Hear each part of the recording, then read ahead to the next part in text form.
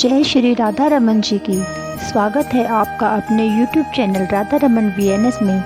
आज हम चर्चा करेंगे अनंत चतुर्दशी के बारे में।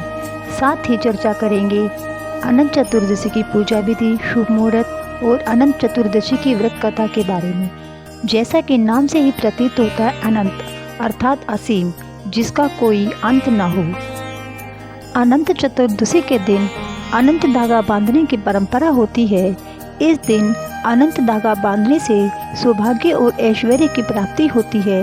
साथ ही सभी तरह की परेशानियों से भी मुक्ति मिलती है।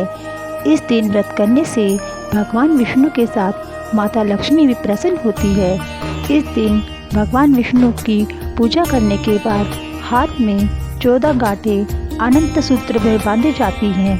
एक सूती धागे में 14 पवित्र गांठें बांधकर अनंत सूत्र बनाया जाता है और उसे अपने हाथ की कलाई पे बांधकर भगवान विष्णु की अनंत चतुर्दशी की व्रत कथा सुनी जाती है, जो इस प्रकार है। प्राचीन काल में सुमंत नाम का एक नेक तपस्वी ब्राह्मण था। उसकी पत्नी का नाम दीक्षा था। उसकी एक परम सुंदरी, धर्मपरायण तथा ज्योतिर्मय कन्या थी, जिसका नाम सुशीला था। सुशीला जब बड़ी हुई तो उसकी माता दीक्षा की मृत्यु हो गई। पत्नी के मरने के बाद सुमंत ने कर्कशा नामक स्त्री से दूसरा विवाह कर लिया। सुशीला का विवाह ब्राह्मण सुमंत ने कौंडिन्य ऋषि के साथ कर दिया। विदाई में कुछ देने की बात पर कर्कशा ने दामाद को कुछ ईंटें और पत्थरों के टुकड़े बांध दिए। कौंडिन्य ऋषि दुखी हो अपनी पत्नी को लेकर आश्रम की ओर चल दिए, परंतु रास्ते में ही रात हो गई। वे नदी के तट पर संध्या करने लगे। सुशीला ने देखा वहाँ पर बहुत सी स्त्रियां सुंदर वस्त्र धारण कर किसी देवता का पूजन कर रही थी। सुशीला के पूछने पर उन्होंने विधि पूर्वक अनंत व्रत की महत्ता बताई। सुशीला ने वही उस व्रत का अनुष्ठान किया और 14 गांठों वाला डोरा हाथ में बांधकर ऋषि कौंडिन्य के पास आ गई। कौंडिन्य ने सुशीला से डोरे के बारे में पूछा तो उसने सारी बात बता दी। उन्होंने डोरे को तोड़कर अग्नि में डाल दिया। इससे भगवान अनंत जी का अपमान हुआ। परिणाम स्वरूप ऋषि कौंडिन्य को दुख सहने पड़े। उसकी सारी संपत्ति नष्ट हो गई। इस दरिद्रता का उन्होंने अपनी पत्नी से कारण पूछा तो सुशीला ने अनंत भगवान का डोरा जलाने की बात कही। पश्चाताप करते हुए ऋषि कौंडिन्य ने अनंत डोरे की प्राप्ति के लिए वन में चले गए।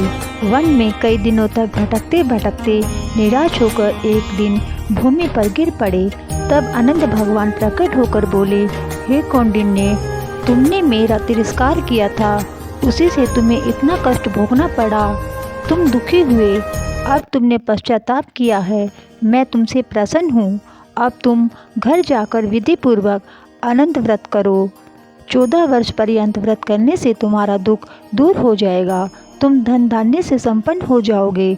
कौंडिन्य ने वैसा ही किया और उन्हें सारे कलुषों से मुक्ति मिल गई। दूसरी कथा। एक बार महाराज युधिष्ठिर ने राजसूय यज्ञ किया। उस समय यज्ञ मंडप का निर्माण सुंदर तो था ही, अद्भुत भी था। वह यज्ञ मंडप इतना मनोरम था कि जल व थल की भिन्नता प्रतीत ही नहीं होती थी। जल में थल तथा थल में जल की भांति प्रतीत होती थी। बहुत सावधानी करने पर बहुत से व्यक्ति उस अद्भुत मंडप में धोखा खा चुके थे। एक बार कहीं से टहलते टहलते दुर्योधन भी उस यज्ञ मंडप में आ गया और एक तालाब को थल समझकर उसमें गिर गया। द्रौपदी ने यह देखकर अंधों की संतान अंधी कहकर उसका उपहास किया। इससे दुर्योधन चिढ़ गया। यह बात उसके हृदय में बाण के समान लगी। उसके मन में द्वेष उत्पन्न हो गया और उसने पांडवों से बदला लेने की ठान ली। उसके मस्तिष्क में अपमान का बदला लेने के विचार उपजने लगे। उसने बदला लेने के लिए पांडवों को द्यूतकेड़ा में हराकर उनसे अपना बदला लेने की सोची। उसने पांडवों को जुए में पराजित कर दिया। पराजित होने पर प्रतिज्ञानुसार पांडवों को 12 वर्ष के लिए वनवास भोगना पड़ा। वन में रहते हुए पांडव अनेक कष्ट सहते रहे। एक दिन भगवान श्री कृष्ण जब उनसे मिलने आए तब युधिष्ठिर ने उनसे अपना दुख कहा और दुख को दूर करने का उपाय पूछा। तब भगवान श्री कृष्ण ने कहा, हे युधिष्ठिर, तुम विधि पूर्वक अनंत भगवान का व्रत करो, इससे तुम्हारा सारा संकट दूर हो जाएगा और तुम्हें तुम्हारा खोया हुआ राज्य पुनः प्राप्त हो जाएगा।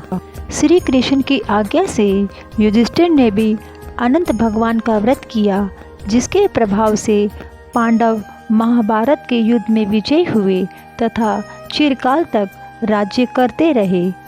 बंधुओं, प्रत्येक वर्ष भाद्रपद मास के शुक्ल पक्ष की चतुर्दशी तिथि को अनंत चतुर्दशी का पर्व मनाया जाता है। इसे अनंत चतुर्दशी कहते हैं। शास्त्रों में अनंत चतुर्दशी का बड़ा महत्व है। आइए जानते हैं साल 2022 में अनंत चतुर्दशी का व्रत की सही तिथि, पूजा विधि के बारे में। अनंत चतुर्दशी का व्रत 9 सितंबर 2022 शुक्रवार को किया जाएगा। चतुर्दशी तिथि प्रारंभ होगी 8 सितंबर रात्रि 9:02 पर और चतुर्दशी तिथि समाप्त होगी 9 सितंबर सायकाल 6:07 पर तथा पूजा का शुभ मुहूर्त होगा 9 सितंबर प्रातःकाल 6:08 से लेकर शाम 6:07 पर। इस दिन रवि योग होगा सुबह 6:03 से लेकर सुबह 11:35 तक तथा सुकर्मा योग होगा सुबह से लेकर शाम 6:12 तक।